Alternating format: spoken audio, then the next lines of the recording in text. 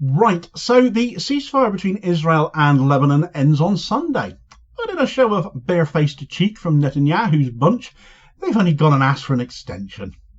Despite having breached the ceasefire themselves more than 1,000 times from the first day, not a day has gone by of this ceasefire that Israel hasn't breached it, where they have pledged to remain in Lebanon in defiance of the ceasefire terms since it began, having had 60 days to basically get away with invading their weaselly black guts out.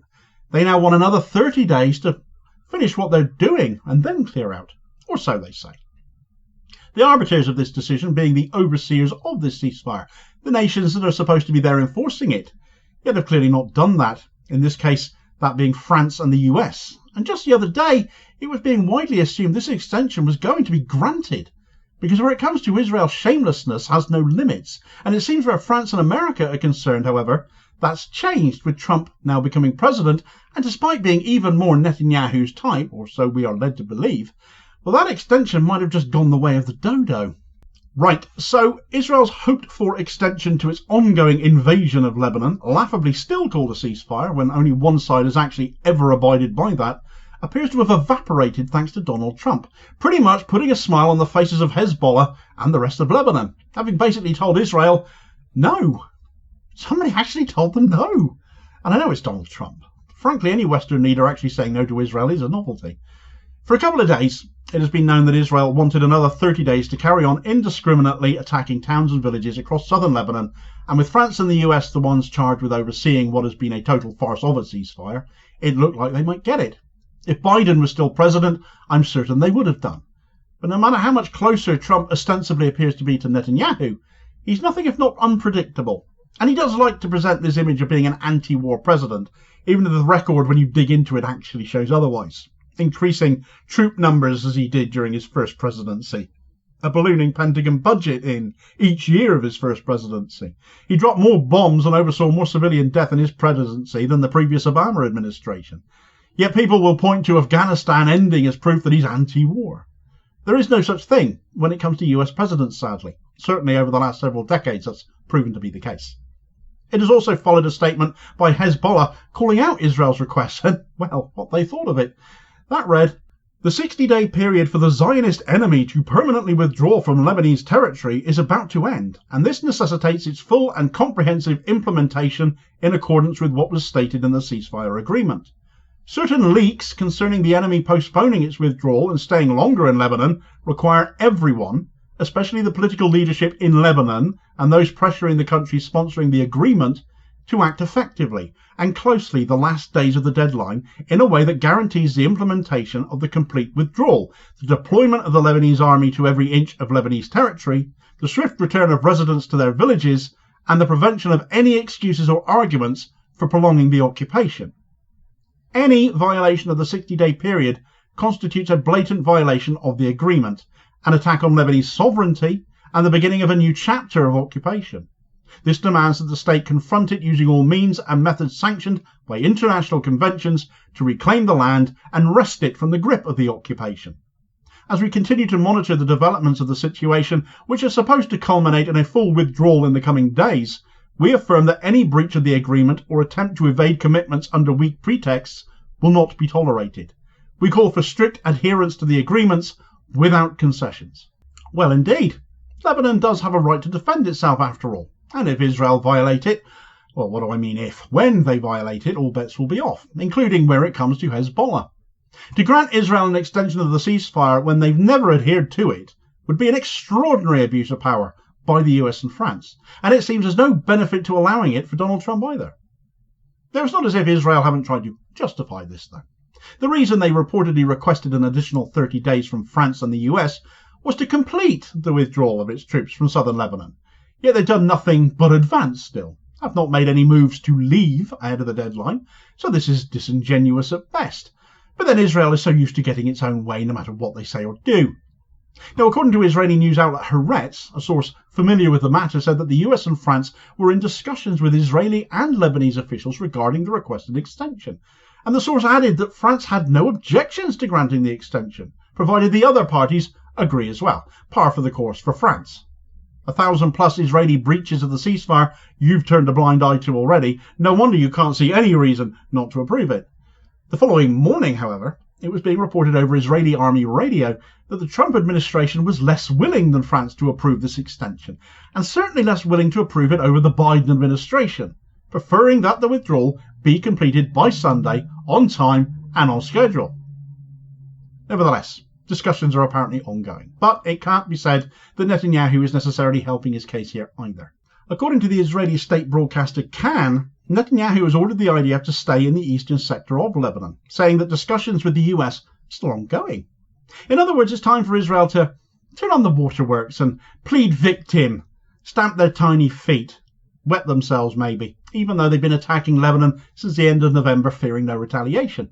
It's all playing for time, and one sneaky argument being made is that it gives extra time to Lebanon to strengthen their control of southern Lebanon, replacing Hezbollah out there as part of the deal, securing the area.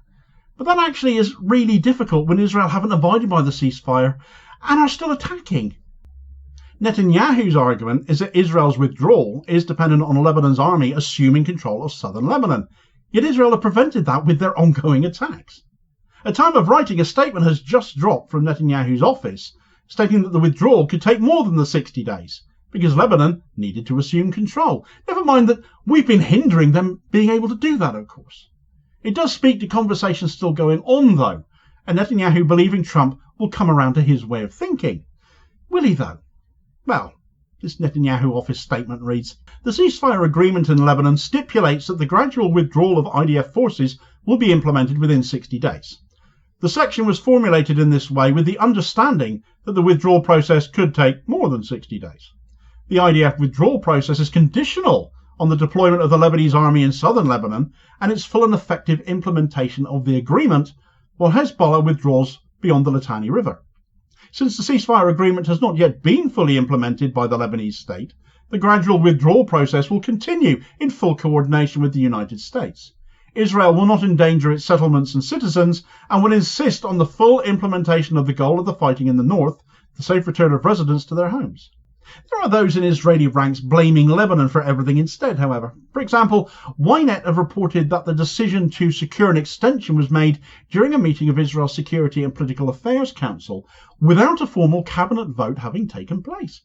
That has had some Israeli figures popping up with some crackpot justifications for all of this, though, such as the leader of the far-right Yisrael Beitenu party, Avigdor Lieberman, supporting the delay by claiming that Lebanon has not upheld its end of the agreement. Well, chance would be a fine thing, after all.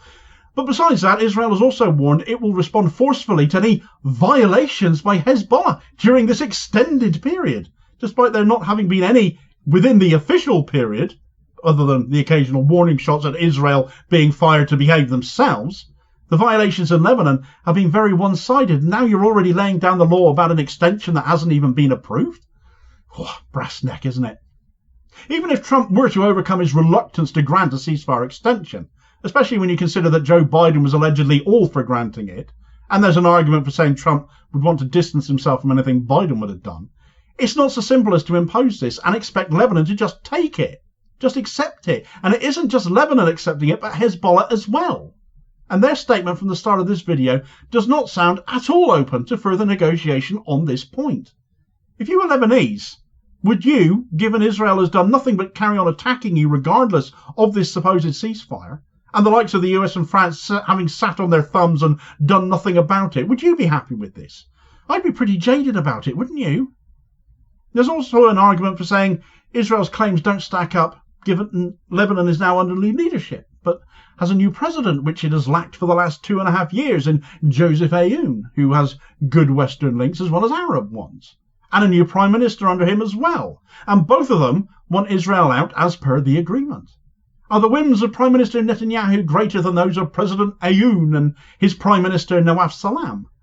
I think if an extension does get granted after all of this, Hezbollah won't pay the slightest notice of it, because whatever justification is used, Israel have abused that ceasefire constantly. But equally, the fact Netanyahu is having to run around like a headless chicken now to try and get his way from a guy he thought was even more on his side than Genocide Joe was, is frankly hilarious. Israel have never abided one day by this ceasefire. Any return to fighting is absolutely on them. As we've seen, Lebanon and Hezbollah have abided by the ceasefire. History will record that. The evidence shows it. And I think regardless of whether an extension is granted or not, unfortunately next week we'll probably see a return to fighting in Lebanon. Blame must be attributed correctly, though. It must be laid on Israel's doorstep. If Trump is looking at this the same way I have, he'll see no benefit to himself whatsoever to give Israel what it wants. This is a problem they have made for themselves. And if Hezbollah are smiling right now, they've been given reason to, because there is no way Israel or Netanyahu come out of this looking good. And that goes double when you consider all the most recent attacks they've been meting out in Lebanon, when they should have actually been getting on with that withdrawal in the last few days of the ceasefire. For a catch-up on the latest events in Lebanon leading up to this extension request by Israel, check out this video recommendation here as your suggested next watch. Please do also hit like, share and subscribe to the channel whilst you're here so as to ensure you don't miss out on all new daily content, and help support the channel as well, which is enormously appreciated. And I hope I will catch you on the next vid. Cheers, folks.